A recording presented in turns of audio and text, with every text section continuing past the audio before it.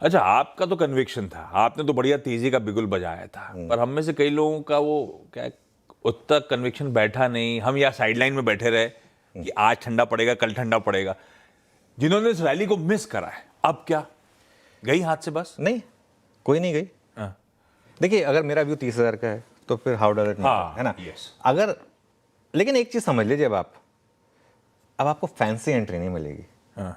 मतलब एक होता है ना, अगर आप पोकर खेल रहे हैं, आपने कार्ड्स देखे, उसके बाद आपको एक बेट लेनी है, उसके बाद एक बार 3 पत्ते खुल गए, आपको उसके बाद बेट लेनी है। तो अब 3 पत्ते तो खुल चुके हैं ना, तो अब आपको जो है ना फैंसी एंट्री बाजार नहीं देगा। बड़ा रिवॉर्ड तो बाजार उनको देगा जिन्होंने कमजोरी में हिम्मत दिखाई थी। हाँ। या तो कमजोरी में हिम्मत दिखाई थी, या चलो कमजोरी में हिम्मत ना भी दिखाई हो, एक बार मोमेंटम शुरू हुआ था, जब हम लगातार हमने इस मार्केट में लॉन्ग बने रहने की बात की थी, तो लेकिन बड़ा पैसा यहाँ से भी लॉन्ग साइड पर ही बनेगा। उसने रामदेव जी से बात हुई थी ना, आपको याद होगा, रामदेव जी से कितनी तेजी में थे, उन्होंने कहा था कि यहाँ से 1000 पॉइंट की डाउन साइड है, 5000 पॉइंट की अप साइड है। उसमें से 500 पॉइंट 800 पॉइंट तो निकल भी चुके हैं।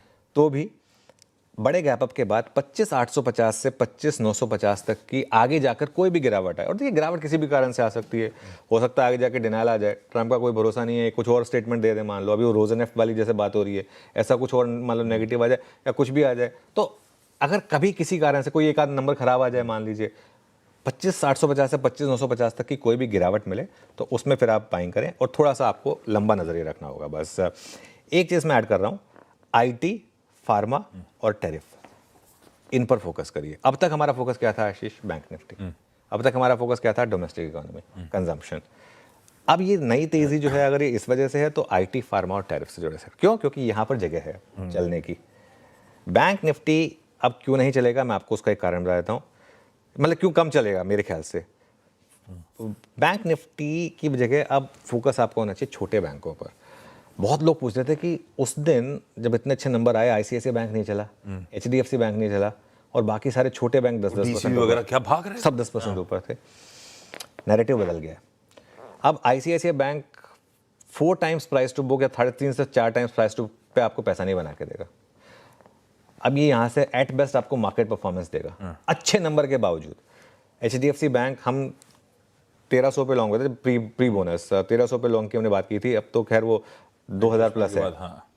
अब ये भी देखिए कितना चल चुका है, इसमें फिर भी थोड़ी वैल्यूएशन कम्फर्ट है कंपेयर टू ICICI बैंक। इसके लिए HDFC बैंक नहीं गिरा, ICICI बैंक गिर गया, लेकिन फिर भी इतनी जगह नहीं है जितनी आपके एक RBL बैंक में है फॉर एग्जांपल, एक बंधन बैंक में फॉर एग्जांपल, PSU बैंकों में फॉर एग्जांपल। अगर वो PSU बैंकों में कंसोलिडेशन हो रहा है, तो आपके सब SBI, इंडियन बैंक वगैरह, ये सब जो हैं, इंडसइंड बैंक हमने उस दिन बात की थी, मुझे लग रहा है वहाँ बॉटम बन चुका है। ऐसे बैंकों पर अब आप फोकस करें, तो वो मुझे लग रहा है कि आपको ज़्यादा पैसा बना के देगा। लेकिन मैं ये नहीं कह रहा हूँ कि आप बैंक निफ्टी शॉर्ट कर दीजिए, इस मार्केट में गलती से भी शॉर्ट नहीं करना है। आपको ये भी लगाना है कि अब ज़्यादा क्या चलेगा। देखिए, at the end of the day पैसा तो लिमिटेड है ना।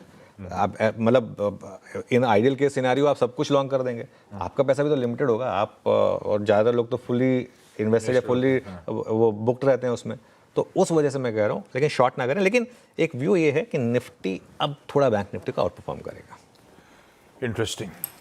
अब जो थीम्स यहां से रडार पर रखनी है, वो जो अंडर परफॉर्मिंग पॉकेट्स थी, और ऑप्टिमिज्म का ट्रेड डील का है, तो IT है, फार्मास्यूटिकल्स हैं, और टैरिफ रिलेटेड जो एक्सपोज सेक्टर्स हैं, पॉकेट्स हैं, वो शायद यहां से आउट परफॉर्म करती हुई नजर आए।